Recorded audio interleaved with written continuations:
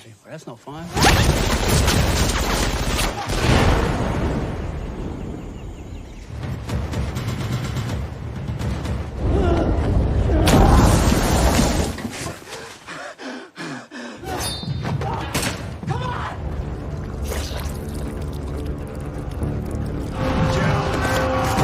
And grenades.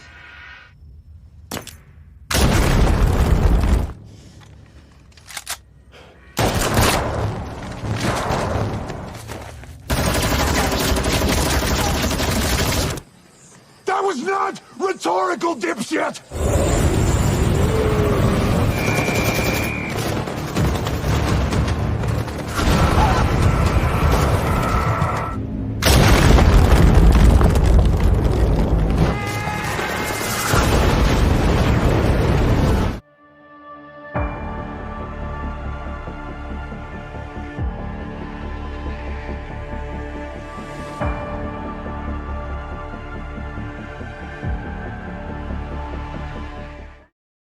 Halo Sobat YSK, kali ini kita akan membahas film yang disutradarai oleh Mark Gurman.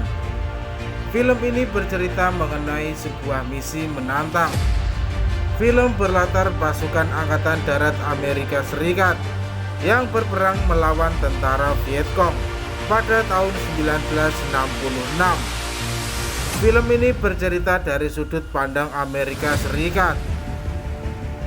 Film dibintangi oleh Aaron Eckhart, Jonathan Rhys Meyers, Connor Paolo McBride, dan yang lainnya. Dengan durasi 104 menit, film ini menampilkan adegan misi dan percakapan intens yang menegangkan. Ini dia film yang berjudul Ambus.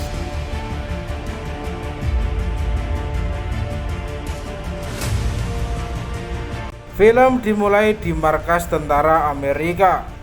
Terlihat seorang jenderal bernama Dr. Maut memanggil Kapten Mora dari Satuan Kopassus Baret Hijau, memberitahu bahwa suatu catatan yang berisi informasi rahasia yang telah dikumpulkan Intel telah jatuh ke tangan musuh.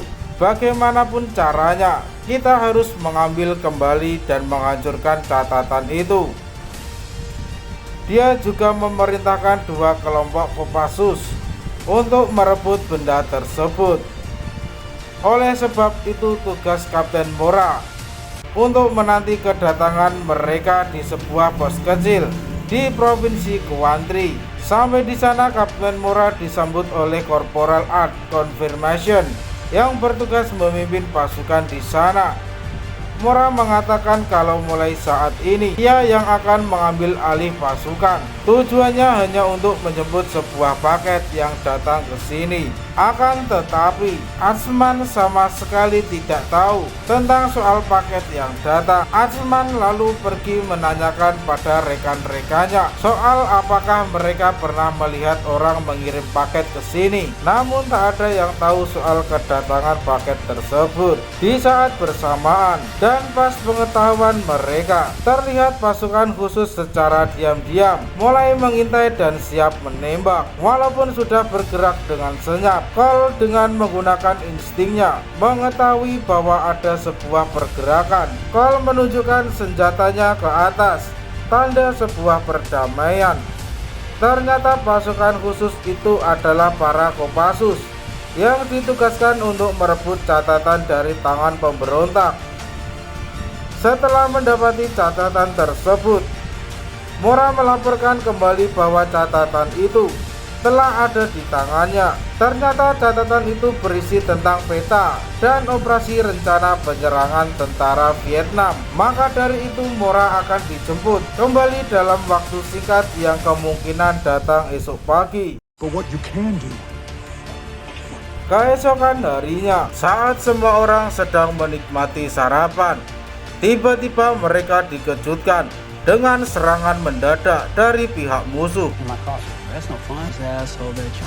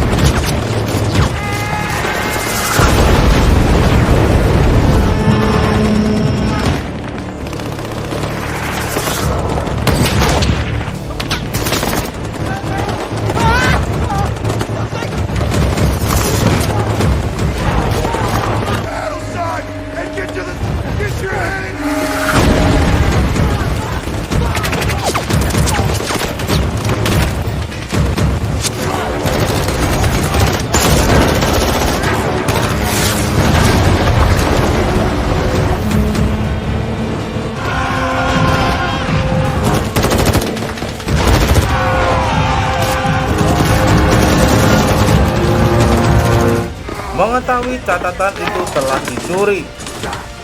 Kapten Mora melaporkan kepada Jenderal Gedmund kalau mereka diserang secara mendadak dan telah kehilangan catatan itu kembali. And the binder? Mendengar itu, Gedmund meminta Mora agar mengerahkan semua pasukannya untuk mengejar mereka. Namun karena serangan mendadak, mereka tak tahu kemana arah pihak musuh pergi. Untuk itu, Gedmund telah mengirim seseorang yang cocok ke sana. Singkat waktu, seseorang letnan bernama Miller datang ke sana.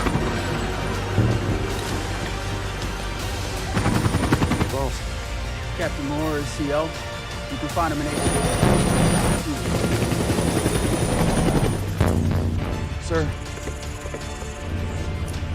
Captain. Not familiar with that description. More practical. Setelah kedatangannya, Mora lalu menjelaskan situasi dan tujuan dari mereka. Kemudian dengan menggunakan seekor anjing pelacak, perburuan akhirnya dimulai. Alright. Time.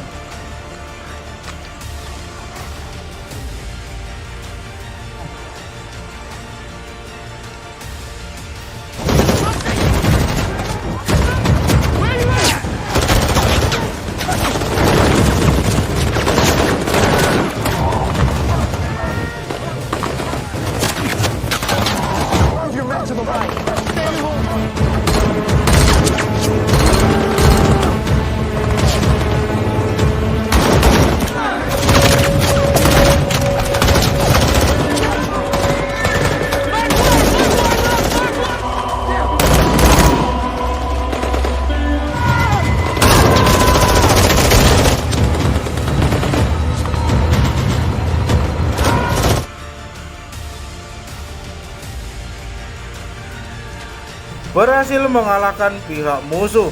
Mereka melanjutkan perjalanan kembali. Berselang beberapa langkah berjalan, sebuah pintu rahasia jalan bawah tanah ditemukan. Setelah mendapat informasi dari Miller, Mora meneruskan pesan tersebut ke Jenderal Dortmund, menjelaskan jika catatan tersebut benar-benar ada di dalam terowongan. Miller berencana mengirim beberapa pasukan ke dalam, sementara ia akan menguasai dari atas. Akan tetapi rencana tersebut sangat sulit dilakukan, mengingat peperangan di bawah tanah adalah hal baru. Apalagi para pasukan terdiri dari pasukan muda minim pengalaman. Keadaan itu membuat Dortmund harus berpikir sangat keras, yang akhirnya Dortmund memutuskan mengirim Kapten Grover turun ke sana dengan memberikan waktu 2 jam. Bila waktu tersebut mereka gagal, maka mereka yang di dalam akan tamat. Singkat cerita, setelah menerima perintah dari pusat, Miller lalu membagi tim menjadi 3 kelompok. Kelompok yang akan masuk ke dalam dipimpin oleh Axmann, yang ditemani oleh Cole, Barnes, Tom, dan Nevins. Gentlemen, if I could have your attention, finder at all costs. Now we will have teams covering My team offer, sir. Jesus, Anthony. The destruction of that. I need shit and save the day in Bonder. While that is being pursued, we all live above ground as normal mammals. Concentrate on mapping. Sesuai perintah, mereka harus menyelesaikan tugas dalam waktu 2 jam. Melihat keadaan lubang sempit dan banyak persimpangan, Cole berniat membagi tim menjadi 2. Cole lalu membawa Nevins dan Gledhill bersamanya. Satu persatu mereka mulai memasuki terowongan.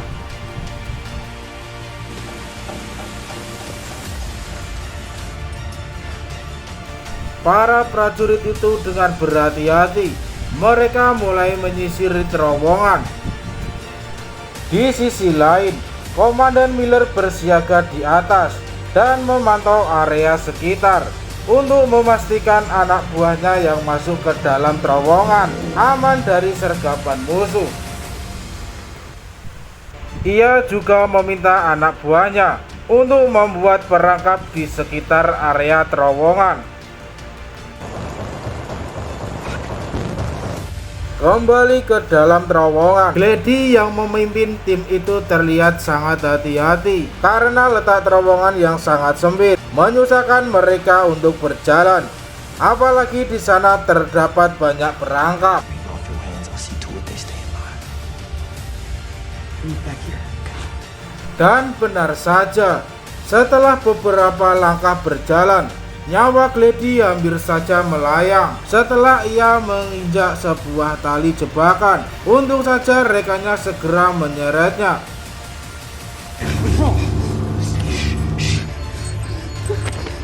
Sorry. These things kill you. You're ready to find it. Okay. Listen, Mara. We come across. Baru beberapa langkah berjalan, Cole kembali dihadapkan dengan persimpangan. Di saat itu Glady yang mencoba mengecek sisi lainnya malah terjatuh dalam perangkap yang membuat ia tewas. Nevins yang melihat Glady tewas terlihat ketakutan. Untungnya Cole bisa menenangkannya. Cole diam-diam melihat tentara Vietnam yang sedang berjaga. Ia kemudian menembakinya. Namun naasnya ia juga tertembak karena luka tembak yang ia alami. Cole meminta Nevins pergi sendirian melanjutkan misi. Di tempat tersebut Nevins mencoba mencari buku yang dimaksud, namun ia tidak menemukannya.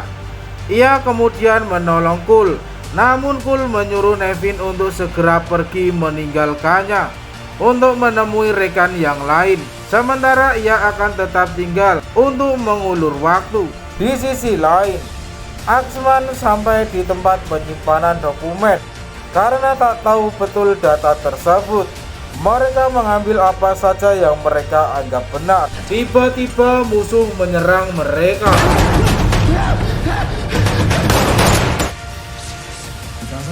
It's a map. Okay.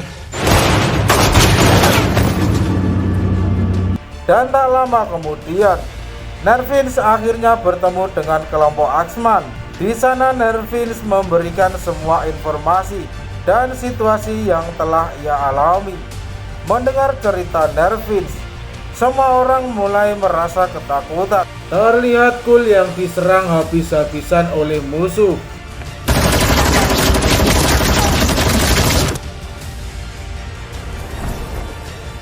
Kembali ke atas terowongan, Komandan Miller terus berpatroli di sekitar area terowongan.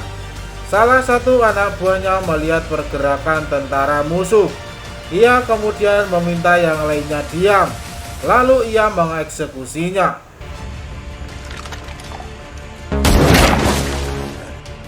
Di sisi lain di terowongan, Axman menemui jalan buntu yang membuat Nevin frustasi dan ketakutan.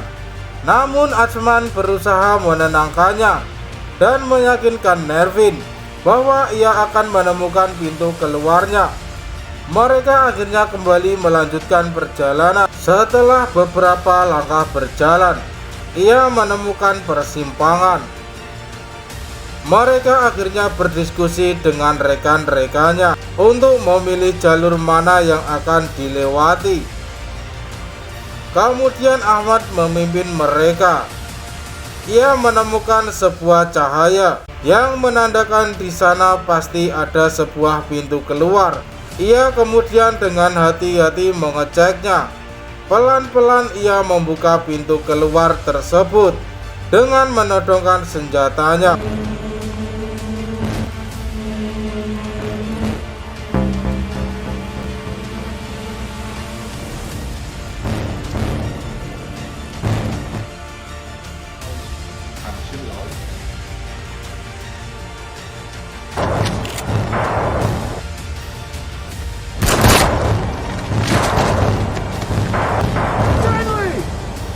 Hold your fire! They shot Mara! Set him up. We're good. Miller terlihat sangat kecewa karena misinya gagal. mereka tidak bisa menemukan buku tersebut. Setelah istirahat sebentar, X-Men kembali dipanggil Komandan Miller, disuruh untuk kembali masuk ke dalam terowongan karena dokumen yang ia bawa bukanlah catatan tersebut. Ia diminta untuk segera menemukan dokumen tersebut karena itu sangatlah penting. Letak demi letak mereka lewati dengan sangat hati-hati hingga mereka menemukan beberapa pasukan pihak musuh terkucur sekarat. Melihat itu, Nervins berniat membantai mereka, namun aksinya dihentikan karena tak ada kehormatan yang didapat dari membunuh musuh yang sekarat. Namun Nervins tak peduli dengan kehormatan. Yang ia inginkan hanya balas dendam atas kematian rekan-rekannya. It's just us two. Like I said, do you want to do this, Dave? Do you want Captain Moore or anybody's life? One more in here is Axe giving up. Axe, because Axe was gonna get us killed. We're moving out. Go ahead.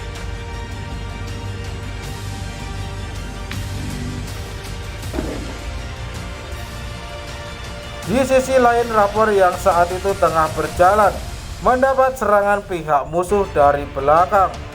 Di saat bersamaan, mereka juga mendapat sebuah serangan granat dari atas.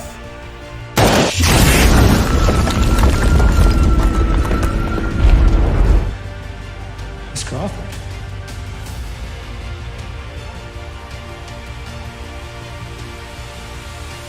We're gonna keep going down the same tunnel we're gonna bend down. Can you put your bitch in?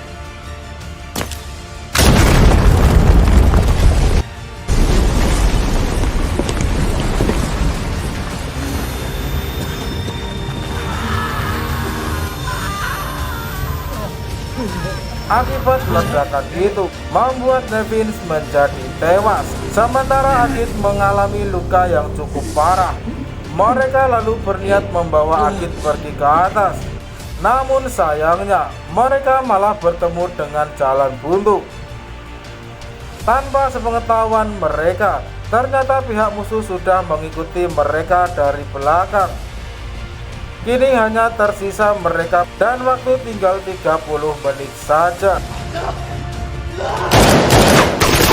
Di saat itu, Axeman mulai kehilangan harapan. Bahkan ia berniat untuk menghentikan misi ini sampai di sini.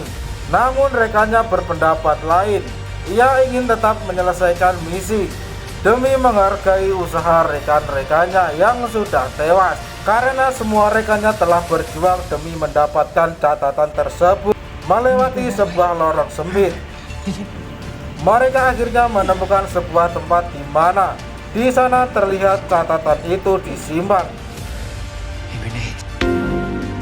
Sebelum ke sana, mereka memutuskan kembali terlebih dahulu untuk mengambil senjata. Namun aksi mereka ketahuan pihak musuh.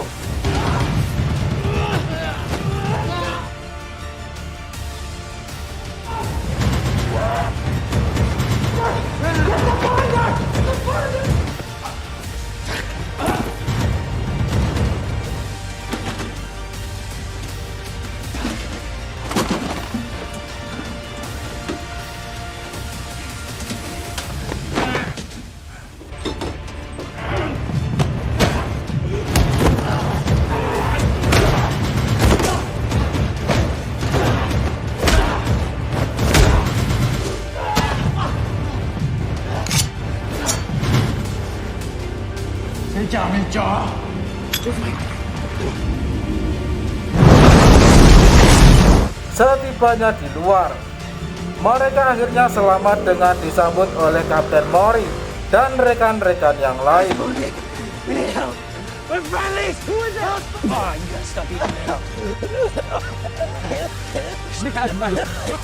Setibanya di markas, Jenderal Trukmun sangat bangga atas kerja keras Axeman. Namun tetapi Axeman merasa kecewa melihat catatan yang telah diusahakan begitu keras sampai membuat rekan-rekannya tewas, dibakar begitu saja. Seolah kerja keras mereka tak dihargai, namun perintah dari atasan adalah mutlak yang harus dilaksanakan, dan film pun selesai. Terima kasih telah menonton video ini. Jangan lupa tonton video lainnya. Salam Sobat ISK.